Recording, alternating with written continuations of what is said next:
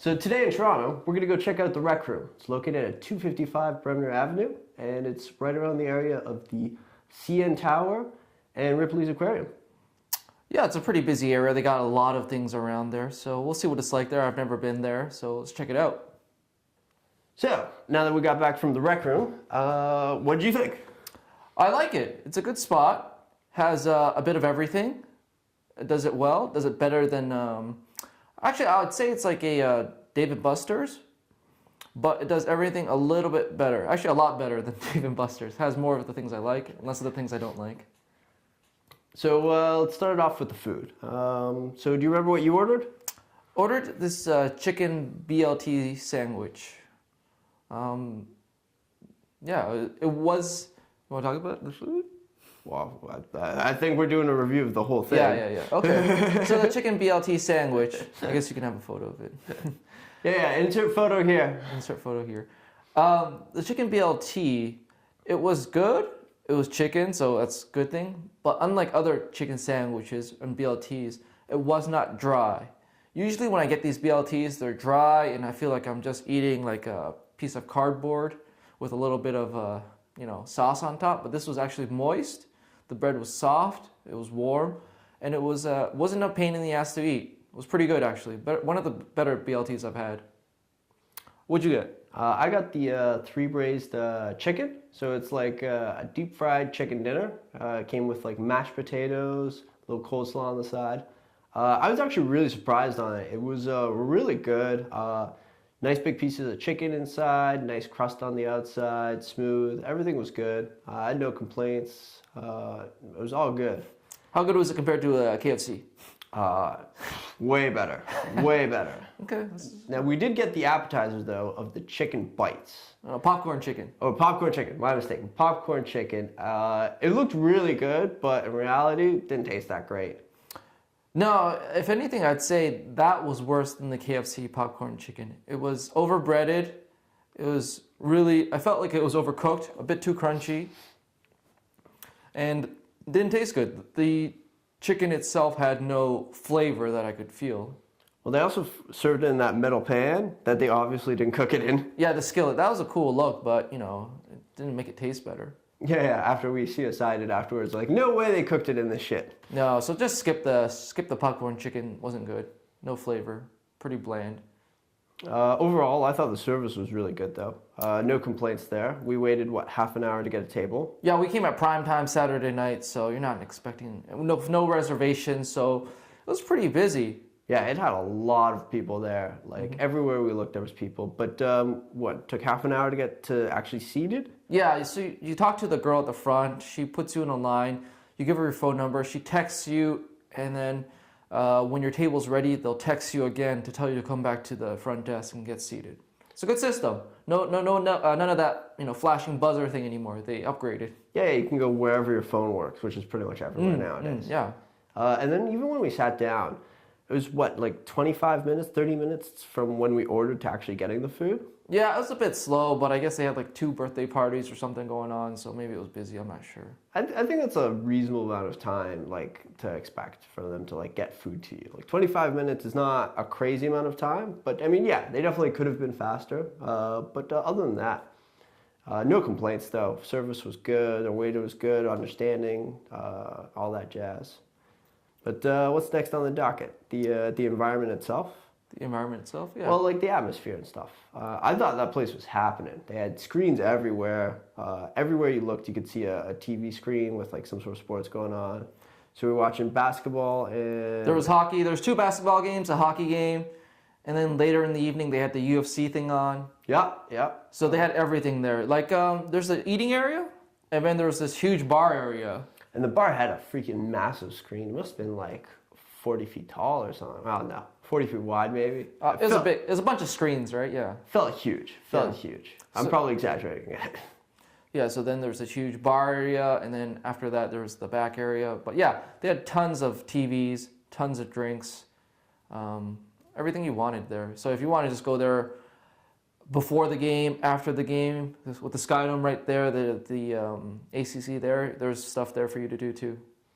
But so next up, the actual one of the big things that they have there is just the games. They've got a whack ton of arcade games. Yeah, so they have the shooting games, they have the driving games, and they have those ticket-winning games where you have some skills and have to rig the machine sometimes to win. Some of those machines were rigged though. The one with the chicken, that one's rigged. You've been warned. You've been warned. Speaking of the chicken game, I played it and then it didn't work. So right away I went to the desk and they gave me back the money, the credits back for that one. So that was fine. No huss, no fuss there. No hustle. It wasn't a lot. But one thing I forgot to mention during the food, if you buy a meal there, you can get a game card, a $10 game card for $5. Yeah. Yeah. Yeah. So you save $5 if you buy food there, which I mean, it's not a whack ton, but Just letting you guys know. It's good to know ahead of time that, you know, if you're going to eat first, then get your game cards. Mm-hmm. And also, they're associated with CNET points. So if you have a CNET card, remember to use that everywhere. You can use it with your food. You can use it when you buy your tickets, everywhere. So don't forget to give them your CNET card if you get the food. Mm-hmm. But what other games? We played the claw game. They had a claw game for tickets, yeah. Or no, they had actual stuffed animals too. Yeah, stuffed animals. That was cool. They had the claw game for tickets. We had the Pirate Wheel. Pirate Wheel. Gotta love that Pirate Wheel. No winner this time. Yeah, it's okay. It's okay. Plinko. Plinko was fun. Plinko's always cool. Arkanoid. Arkanoid. No, it wasn't Arkanoid. What's it called? Galaga. Galaga. But you got tickets out of this one. Like the more guys you shot, the more tickets you got.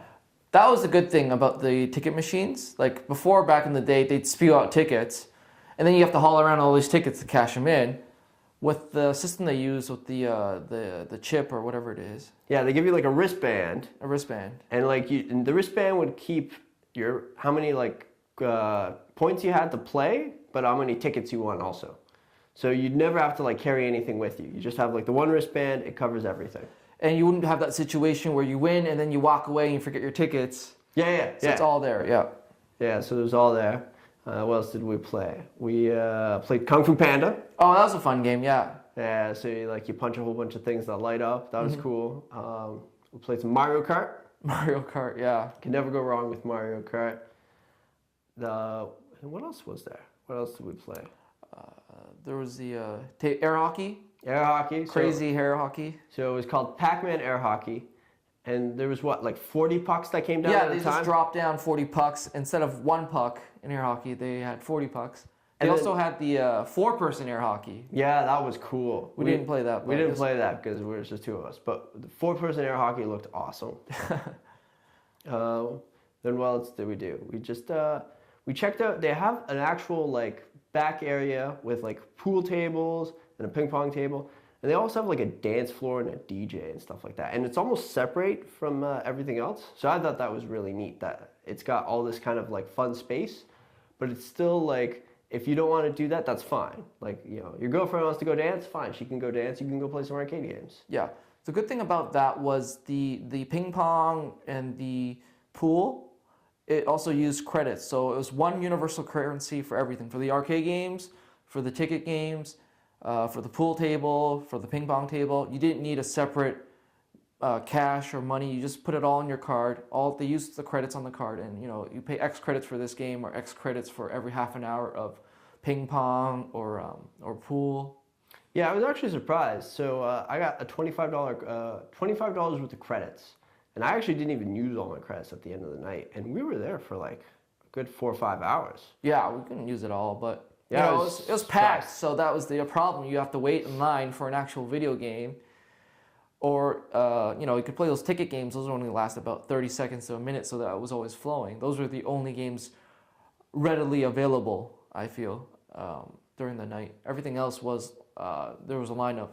Well, I will say freaking Mario Kart. So they've got 4 Mario Kart machines, and you can play 4 people in one interconnected game. But it was always busy. You were always waiting to play Mario Kart. So straight up, if you guys are watching this, get more Mario Kart machines. Cannot stress that enough. Just get a whole row of 8 of them or some shit like that, just so people don't have to wait and everyone can play with their friends. Or do like they do on the amusement parks, where you have 3 people playing and then you go, they got a single rider, put one of the guys in there, so it keeps the line moving. Oh yeah. So what was other big factor? The void. the virtual reality, augmented reality setup thing. So we went to go play Ghostbusters. Ghostbusters. And so Have you done VR before? I've done VR before. Okay. I've never done any of this stuff, so I'm like, all right, we'll see what it's like. It's gonna be dumb, but So price point, a little bit of a shock factor. So it's like $25 plus tax. So it's like $28.50. So it's not cheap by any means. But so you go, you pay for it, you get in there. And as soon as you get in, you kind of feel like it's a little bit different. Like they put this big heavy knapsack on you, they put these goggles on you, you gotta like line it up. And as soon as you line it up, they say, okay, there's like this light, and then you go into it. And as soon as you go, as soon as you see the light go on, and you actually like push the door open, you can tell you're in something different. It was such a unique experience. Like you actually physically open doors, or like you get in an elevator and you actually press the buttons on the elevator, and you could feel the walls and stuff like that. But like you could still like shoot stuff and blow stuff up. I was like completely blown away and surprised by it. Like there was parts where I thought I was gonna fall over because I was on the side of a building. I was just like, what the hell?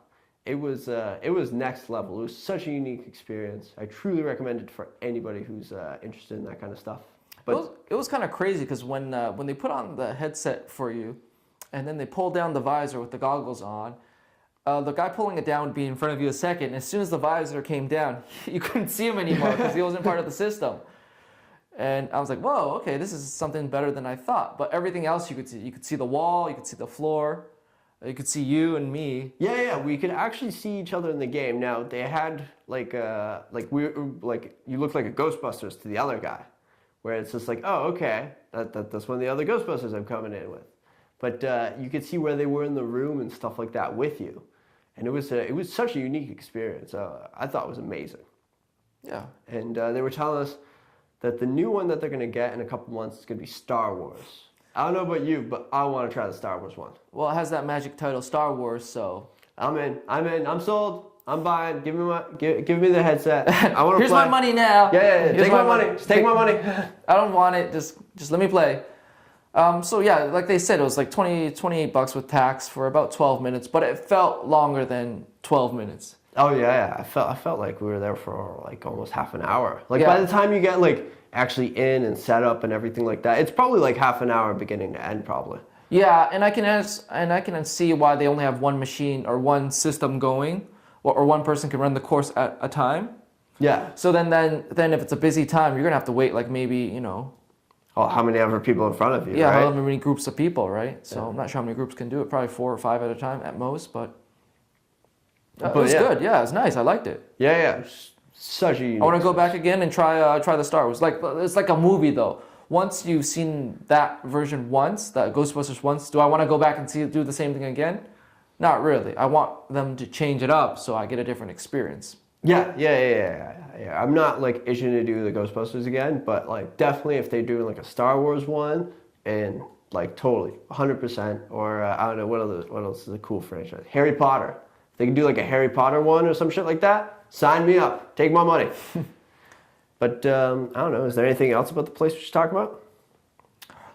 I did want to mention, I think it's a good place for like a group event or a birthday party.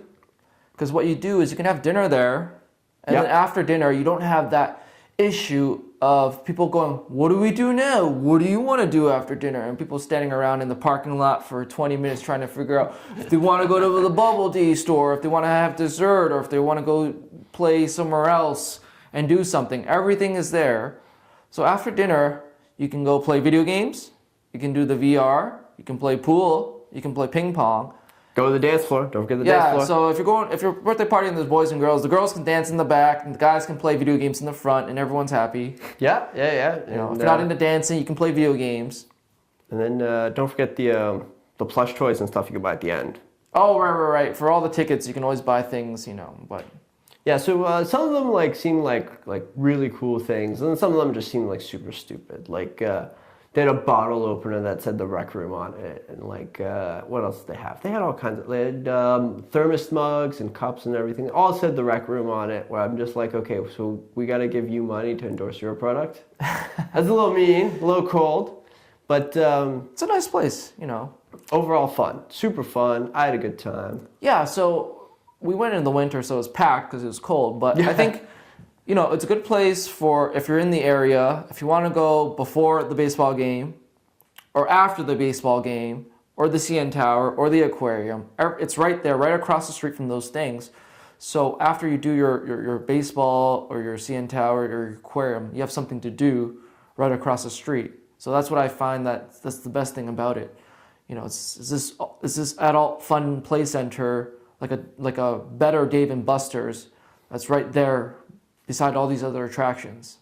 So overall, if we're gonna give it a rating of going or not going, would you go again? For sure, I'd 100% go. I still have credits. I still didn't cash in my tickets. So I got to do that. And we got to play Ghostbusters or Star Wars when that comes out. Yeah, I would definitely recommend it to people. I'd definitely gonna go again for sure, and I would definitely tell other people to go. So yeah, I would say hit it up again, and let's end it out there. Cool.